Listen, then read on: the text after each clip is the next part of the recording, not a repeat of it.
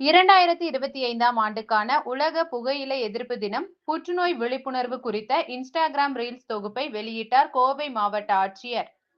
கோவை ஆவாரம்பாளையம் பகுதியில் உள்ள ஸ்ரீ ராமகிருஷ்ணா மருத்துவமனையின் கீழ் இயங்கும் ஸ்ரீ ராமகிருஷ்ணா புற்றுநோய் சிகிச்சை மற்றும் ஆராய்ச்சி மையம் சார்பில் உலக புகையிலை எதிர்ப்பு தினம் இன்று அனுசரிக்கப்பட்டது. இதில் சிறப்பு விருந்தினராக கோவை மாவட்ட ஆட்சியர் பவன்குமார் ஜி கிரியப்பன் அவர் கலந்து கொண்டு இதனை வெளியிட்டார்.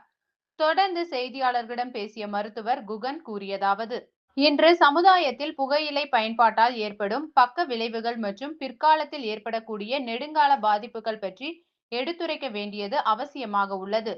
புகையிலை பயன்பாட்டால் ஏற்படக்கூடிய பாதிப்புகளை சமுதாயத்திற்கு எடுத்து சொல்ல வேண்டிய கட்டாயம் அதிகரித்து உள்ள காலத்தில் இப்படிப்பட்ட புது முயற்சிகள் பொதுமக்களின் கவனத்தை எளிதில் ஈர்க்கும் என தெரிவித்தார்.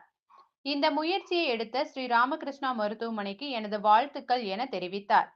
இந்த நிகழ்ச்சியில் SNR அறக்கட்டளையின் நிர்வாக அறங்காவலர் ஆர். சுந்தர் தலைமை தாங்கினார். ஸ்ரீ ராமகிருஷ்ணா புற்றுநோய் சிகிச்சை மற்றும் ஆராய்ச்சி மையத்தின் இயக்குனர் டாக்டர் குகன் வரவேற்புரை வழங்கினார் என்பது குறிப்பிடத்தக்கது.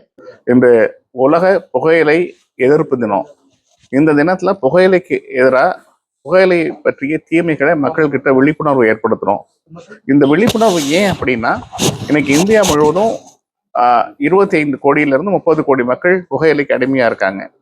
அதுல 30% வந்து அட்லீஸ்ட் 1/4 ஆஃப் தி பாப்புலேஷன் வந்து இளைஞர்களாகவும் யங்ஸ்டர்ஸாகவும் இருக்காங்க.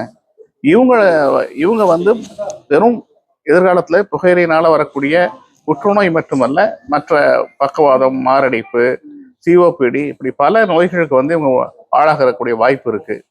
ஸோ இதை பற்றிய விழிப்புணர்வை பல வருடம் நம்ம ஏதாவது ஒரு டிஜிட்டல் பிளாட்ஃபார்ம் மூலமா மக்கள்கிட்ட ஏற்படுத்திட்டு வரோம். இந்த வருடம் ஒரு நாவலா நாங்கள் என்ன பண்ணியிருக்கோம் அப்படின்னா, இன்ஸ்டாகிராம் வீடியோஸ் அப்படின்னு சொல்லிட்டு விழிப்புணர்வு வீடியோக்கள், அதாவது ஒரு 25 இன்ட்ரெஸ்டிங் டாபிக்ல புகையிலையில் என்னென்ன நச்சுப் பொருட்கள் இருக்கு, என்னென்ன கெமிக்கல்ஸ் இருக்கு,